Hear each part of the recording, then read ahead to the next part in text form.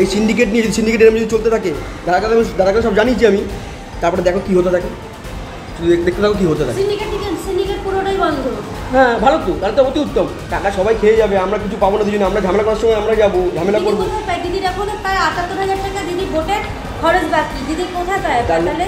School প্রাঙ্গণ নাকি দলীয় কার্যালয়? দমদমে স্কুল চলাকালীন সিন্ডিকেট নিয়ে বৈঠকে মাটিকুল চারুচন্দ্র স্মৃতি বিদ্যা মন্দিরের শিক্ষিকা তথা দক্ষিণ দমদমের ৩ নং ওয়ার্ডের কাউন্সিলর গোপা পান্ডে। একটি ভিডিও ভাইরাল করে এমনই দাবি করা হয়েছে, সিন্ডিকেট আলোচনায় পুরুষ কণ্ঠে রীতিমতো চলছে হুমকি।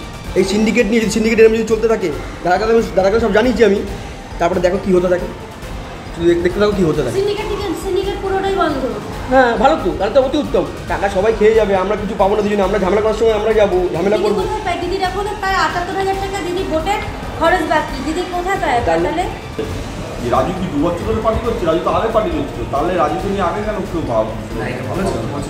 কিন্তু সব জায়গাতে বঞ্চিত তো আমি আর করা হচ্ছে। বঞ্চিত হলাম কারণ কালকে যেমন কথাটা হলো পুলিশ আনলো, কিন্তু আমাদের পক্ষ নিয়ে কথা বলেছিল। পার্টি সিন্ডিকেট টাকা এই বিষয়গুলি কি স্কুলে আলোচনার জায়গা? শিক্ষিকা স্কুলের গণ্ডিতেও কাউন্সিলর হয়ে উঠেছে। সিএনএর সাংবাদিক প্রশ্ন করতেই অভিযোগ উড়িয়ে দিয়েছেন কাউন্সিলর তথা স্কুল শিক্ষিকা। তার সাফাই, আর্যিকর কাণ্ডের প্রতিবাদ নিয়ে আলোচনা করতে এসেছিলেন।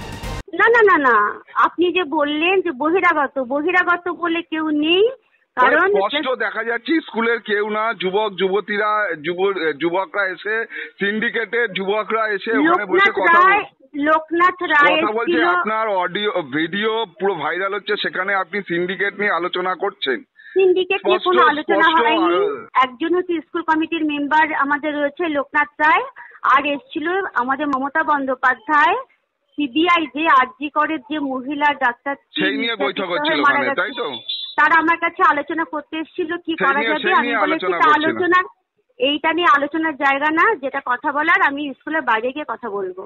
ভিডিওতে যাকে দেখা যাচ্ছে তিনি উড়িয়ে দিয়েছেন সিন্ডিকেট সংক্রান্ত আলোচনার গোটা বিষয়টা। তাহলে প্রধান শিক্ষক কিভাবে জানবেন? স্কুলের প্রধান শিক্ষকও কিছু জানেন না বলেই সাফাই দিলেন। স্কুলের এখন চলাকালীন সিন্ডিকেট মিটিং আমার জানা নেই, আমি এটা আমার ওয়াকিবহাল না, যদি করে থাকেন এটা তো খুবই অন্যায় হয়েছে। আপনি কি ব্যবস্থা নেবেন? অবশ্যই আমি ওনাকে ডেকে আমি বিষয়টা জানাবো। কিন্তু আমি এটা জানবো কি করে উনি এরা করেছেন। এরা ভুলে গেছে যে শিক্ষার জায়গাকে মন্দির বলে প্রতিষ্ঠিত দেওয়া হয় এই ভারতবর্ষতে। এরা ভুলে গেছে যে মায়ের স্থান কোথায় হয়। এরা ভুলে গেছে যে নারী শক্তি কি করতে পারে। কেউ কথা বলেও বলছেন বলিনি, কেউ আবার ওয়াকিবহলই নয়। এভাবেই সকলের অগোচরে শিক্ষা প্রতিষ্ঠান দলীয় কার্যালয়ে পরিণত হচ্ছে না তো?